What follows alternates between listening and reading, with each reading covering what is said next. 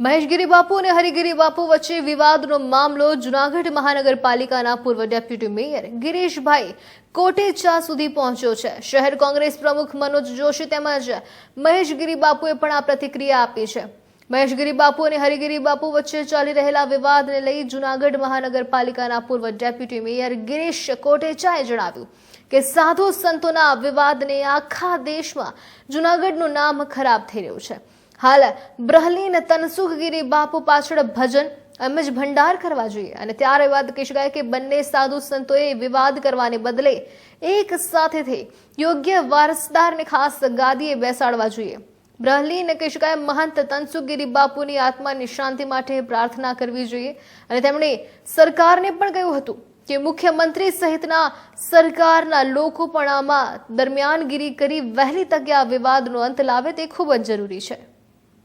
અંબાજી મંદિરના પૂજ્ય સંત શ્રી તનસુખગીરી બાપુનું દુઃખદ અવસાન થયા પછીનો જે આપણે ઘટનાક્રમ જોઈએ તો ગાદી માટે જે લડાઈ ચાલે છે, આ લડાઈથી ખરેખર સનાતન ધર્મ બદનામ થાય છે।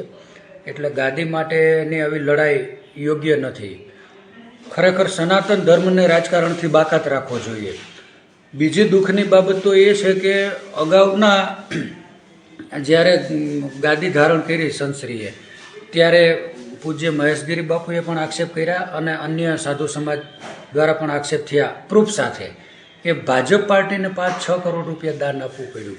કલેક્ટરશ્રીને 50-50 લાખ રૂપિયા 1-1 કરોડ જેવી રકમ આપી અને જો ગાદી મેળવાતી હોય તો આ ખરેખર ભાજપ માટે પણ શરમજનક બાબત છે।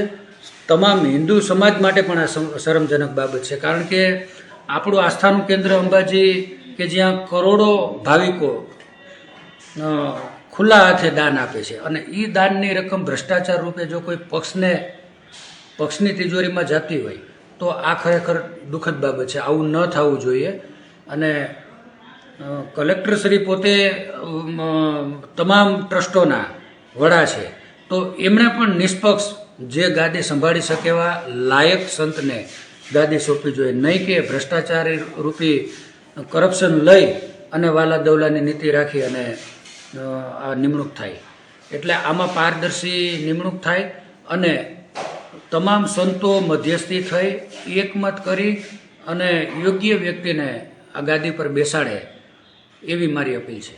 બાપુએ જ આક્ષેપ કરેલા હતા કે ભાજપ પાર્ટીને ફળ આપ્યું ત્યારે જે તે વ્યક્તિની નિયુક્તિ થઈ।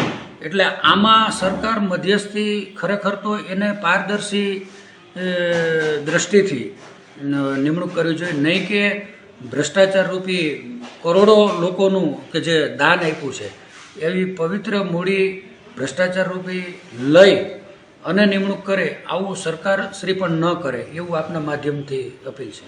જૂનાગઢની નગરી એટલે સંતોની નગરી તરીકે વર્ષોથી આખી દુનિયા એને માને છે। નરસૈયાની નગરી, દાતાર, ગિરનાર પર્વત, માં અંબા અહીંયા બિરાજતા હોય આવા જગ્યાએ જ્યારે સાધુ સંતોનો વિવાદ આવ્યો, ખરેખર આખા દેશની અંદર જૂનાગઢનું નામ ખરાબ થયું છે। હું એમ કહું છું કે સંતો એ માણસો પગે લાગવા આવે છે, એને પગે લાગતા હોય, મંદિરમાં અંદર દર્શન કરે ને માનતા હોય ને તેની માનતા પણ સફળ થતી હોય। આ વિવાદે એવડો બધી ગંભીર વિવાદ થયો છે કે જ્યારે તનસુખગીરી બાપુ એક બાળ સ્વરૂપ જેને કહી શકતા અને અંબાજીમાં વર્ષોથી ને આજ 50 વર્ષથી ને અંબામાની પૂજા એને કરી। રોપવે તો હમણાં બન્યો, પણ જ્યાં જ્યાં સેવા કરતા હતા એના ભાઈનો છોકરો, એના વારસદારો, ખરેખર હક એનો જ હોય। તમે રાતોરાત કોઈ કાગળની અંદર જઈને સાઇન કરાય એવું તમે, હું તો હરિગીરી બાપુને પણ કહું છું આ જગ્યાનો કબજો લેવાનો શું તમને મજા શું આવવાની? એની આવક બહુ વધારે છે એટલા માટે થઈને આ ખરેખર બહુ ખરાબ નીચું જોવા જેવું છે। આ કોઈ ક્રિમિનલ માણસ હોય ને એ આ કામગીરી કરે। તમે સંતો છો, તમને પગે લાગવા શિવરાત્રિના મેળામાં 15 લાખ માણસ આવે જ ને, એ બપોરે 2 વાગે પલોઠી વાળીને બેસી જાય ને તો રાતના 12 વાગે રવેડી નીકળે ને ત્યારે એ દર્શન કરવા આવે છે। એમ ખબર છે આ દર્શન આવી એ લોકોને 12-15 લાખ માણસોને કે અહીં સાધુ સંતોના આવડા ઝઘડા હાલે છે? કોણ પગે લાગશે? તમને ભગવા કપડાં પહેર્યા જ ને એના માટે બધા માનપાન આપે છે, પગે તમને એના માટે થઈને લાગે છે। અવળો મોટો વિવાદ કઈ કારણ? પેલા વહેલા તો તમારી જ ફરજમાં આવે કે એના કુટુંબના છોકરા વારે બેહવું જોઈએ। 50 વર્ષનો ઇતિહાસ કાપો કે એની સેવા કોણે કરી છે. ધનસુખગીરી બાપુ વયા ગયા પછી ભવનાથમાં હરેક જગ્યાએ ભંડારા થવા જોઈએ. એને બદલે આખા દેશની અંદર આ મારી જગ્યા છે ને મેં લખાણ લખી દીધું ને આ કે હું મારો ચેલો બેહાડી દઉં, આ શોભતું નથી. તમને માત્ર માણસો પગે લાગે છે ભગવા કપડાં જોઈને. તમારામાં એવડી આસ્થા હોવી જોઈએ કે તમારી જે આવે ને પગે લાગે ને તેના કુટુંબનું સારું થઈ જાય, કલ્યાણ થઈ જાય. માણસો દૂર દૂરથી દર્શન કરવા શું કામ આવે છે? અને રવેડી ટાઈમે તો દઈ આવે. ખરેખર તો એ જે 10 લાખ માણસો બેઠા ને એના દર્શન કર્યો ને તોય ઘણું છે. મારી ફરીને બે સંતોને રિક્વેસ્ટ છે કે મહેરબાની કરીને એના કુટુંબનાને પૂછો, આખું કુટુંબ આત્મવિલોપન કરવાની આપે. ક્યાં સુધી એની હાલત થઈ હશે? 50 વર્ષથી ને જેને સેવા કરી તમે કોઈની ખબર કાઢવા નથી ગયા, એનો હાલ હવાલ નથી પૂછવા ગયા, અને છતાં તમારે તાત્કાલિક કબજો લઈ લો. અંબાજી જ્યારે રોપવે બન્યો પછી આવક ખૂબ ન્યા થાય છે, તો તમારે એ જગ્યાને જઈને શું કરવું છે? હું બે સંતોને અને જુનાગઢને એટલું હરેક બદનામ થયું છે.